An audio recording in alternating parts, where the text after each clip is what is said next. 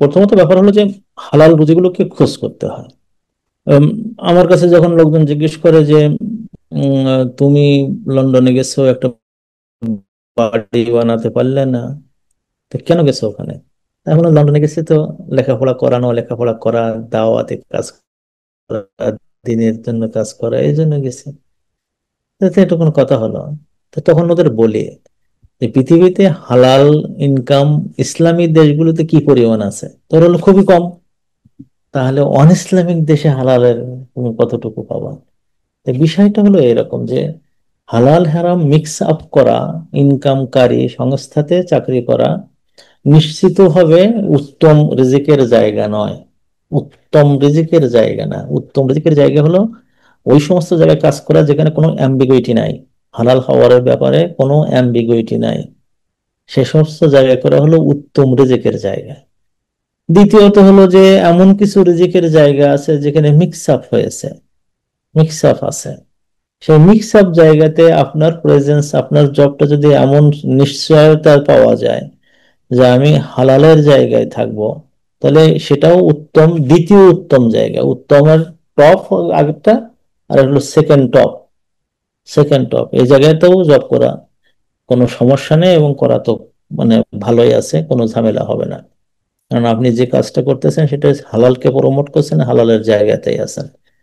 ওই জন্য অনেকে সেন্সবারি কাজ করতে চায়, টেস্ট করতে কাজ করতে চায়, আমার কাছে জিজ্ঞেস করে বলে যে আমি, আপনি যেখানে ওই যে মদের জায়গাটা আছে আপনি ওদেরকে বলে করেন যে আমি এই জায়গাটা আমি থাকবো না। আর বাদ বাকি জায়গায় যেখানে শুকরের গোশত আছে সেখানে আপনি নিজেকে একটু, তো যারা পারে আলহামদুলিল্লাহ তারা আছে, আর যারা পারে না তারা হয়তো বলে দেয় যে না ওস্তাদ পারতেছি না, তো আমি জবটা ছেড়ে দিচ্ছি। আমি বলি, ছেড়ে দেন, বরকত দেবে। ওখানেও আমার একই কোশ্চেন, যদি আপনার আহ, এই খাদ্য যেটা আপনার হালাল খাদ্যের এই জায়গায় আপনি কাজ করতে পারতেছেন, আলহামদুলিল্লাহ। আলহামদুলিল্লাহ যদি না পারেন, যে হারামের জায়গাও যেতে হচ্ছে, তাহলে নিঃসন্দেহে এটা উত্তম রিজিকের জায়গা নয়। এই রিজিকের মধ্যে হালাল এবং হারামের মানে সন্দেহযুক্ত জায়গা।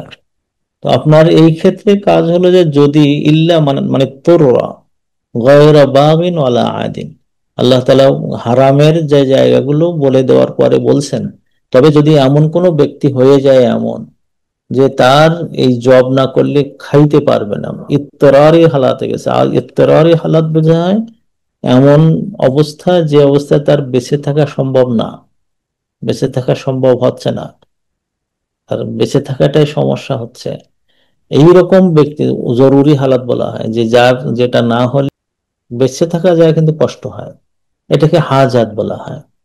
আর জরুরি জিনিস যেটা না হলে আর বেঁচে থাকা যাচ্ছে না, ওই জায়গায় হারাম জায়গায় কাজ করা যায় আছে, কিন্তু তার দুটো শর্ত, দুটো শর্ত রাখতে হবে।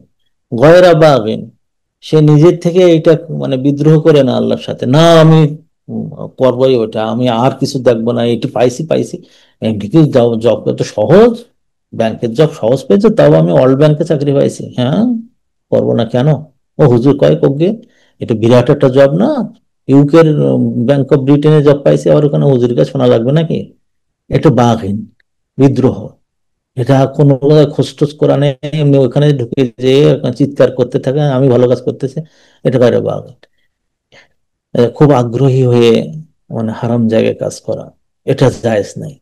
দুই নম্বর শর্ত হলো এই ওয়ালা আদিন, সীমা লঙ্ঘন করবে না।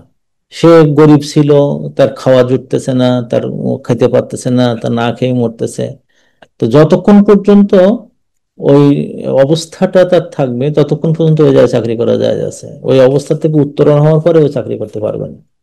তো এটার উদাহরণ মানে খুব সুন্দর ইমাম শাফি রহমতুল্লাহ আলাই দিয়েছেন, যে একজন মানুষ স্টারভেশন করতেছে, তার ক্ষুধায় সে মানে মরে যায় এরকম অবস্থা। পাশে গোশত, শুকরের গোশত রান্না করা আছে তার পাশে, তো অনেক, 2-3 কেজি, এক বড় বল ভর্তি করা গোশত। সেখানে শরিয়ত তাকে অতটুকু খাওয়া জায়েজ করেছে যতটুকু খেলে তার যে মরে যাচ্ছিল, হঠাৎ করে হয়তো দেখা যায় যে সে স্ট্রোক করে ফেলতেছে অথবা হার্ট অ্যাটাক করে ফেলতেছে রক্ত না থাকার কারণে, বা গা কাঁপতেছে, এই যে লো লেভেলে চলে গেছে, ডায়াবেটিস 4-এর নিচে চলে আসছে, তখন সে অতটুকু খাবে যতটুকুতে তার জীবনটা সে মোটামুটি রক্ষা করতে পারতেছে। এমন না কিন্তু যে 3 কেজি গোশত সব একসাথে খেলে, ওয়ালা আদিন, সীমা লঙ্ঘন করে নয়। এই দুটো শর্তর ভিত্তিতে যদি কেউ বাধ্য হয় এমন জায়গায় কাজ করতে যেটা হারাম, তখন জায়েজ আছে। কিন্তু জরুরি হালাত যদি না থাকে তাহলে সেই জায়গায় জব করবে না। এখন আপনার যে প্রশ্নটা করেছেন যে উনি মুরব্বী মানুষ, ওনার এই জবটা না করলেও হচ্ছে না, তো এখন সে কি করবে? তো এখন আমার পরামর্শ হলো, তার যদি জরুরি হালাত হয়,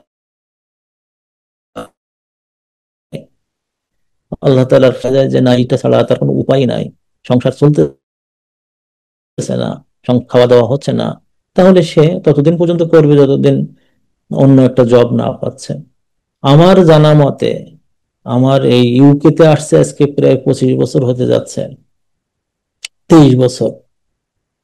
এই 23 বছরে আমি অন্তত কয়েক শত মানুষকে আলহামদুলিল্লাহ সুম্মা আলহামদুলিল্লাহ ফিরাতে পেরেছি হারাম ইনকাম থেকে।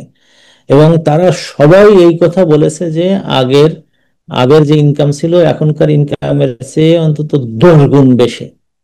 কিন্তু এখনকার ইনকামটা আগের 10 গুণের চেয়ে বরকত বেশি।